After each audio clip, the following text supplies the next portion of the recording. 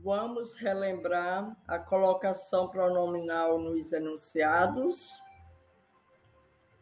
A colocação pronominal é a posição que os pronomes pessoais oblíquos, átonos, ocupam na frase em relação ao verbo. Os pronomes pessoais oblíquos, átonos, são mi, ti, si, o, os, a, as, li, lis, nos, vos. O pronome oblíquo pode estar em 3 posições diferentes em relação ao verbo. Próclise. Na próclise, o pronome vem antes do verbo. Isso acontece quando o enunciado contém palavras que atraem o pronome. Palavras que expressam negação. Não, nunca, ninguém, jamais, etc. Não o quero aqui. Nunca a vi antes.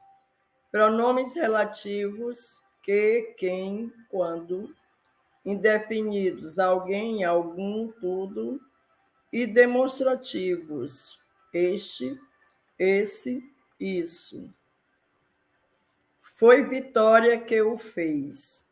Alguns lhes deram maus conselhos. Advérbios ou locuções adverbiais. Ontem me disseram que havia greve hoje. Palavras que expressam desejos e também frases exclamativas. Deus nos dê forças. Oxalá me dê uma boa notícia. Conjunções subordinativas. Embora se sentisse triste, saiu. Conforme lhe disse, vou sair cedo. Palavras interrogativas no início das orações. Quando lhe deram a notícia, quem te feriu?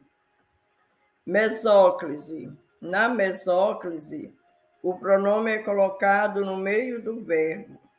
Isso ocorre com verbos no futuro do presente ou no futuro do pretérito, a não ser que haja palavras que atraiam a próclise. Orgulhar-me-ei dos meus alunos. Verbo orgulhar no futuro do presente, orgulharei. Orgulhar-me-ia dos meus alunos. Verbo orgulhar no futuro do pretérito, orgulharia. Ênclise. Na ênclise, o pronome é colocado depois do verbo. Isso acontece quando a oração contém palavras que atraem esse tipo de colocação pronominal. Verbos no imperativo afirmativo. Depois de terminar, chamem-nos. Verbos no infinitivo impessoal. O seu maior sonho é casar-se. Verbos no início das orações. Surpreendi-me com o resultado dos exames. Fiz-lhe a pessoa mais feliz do mundo. Colocação pronominal nas locuções verbais. Nos exemplos acima, há apenas um verbo atraindo o pronome. Vejamos como ocorre a colocação do pronome nas locuções verbais.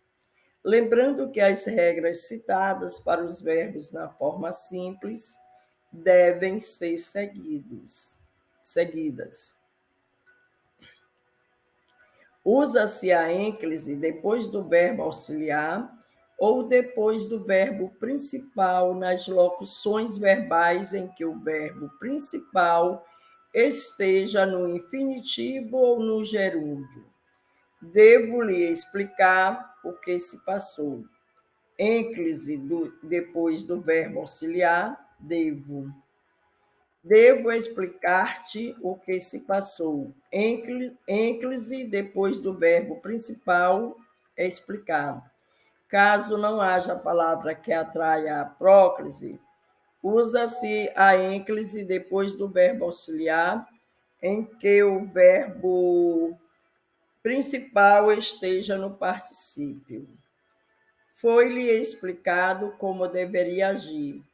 ênclise depois do verbo auxiliar foi.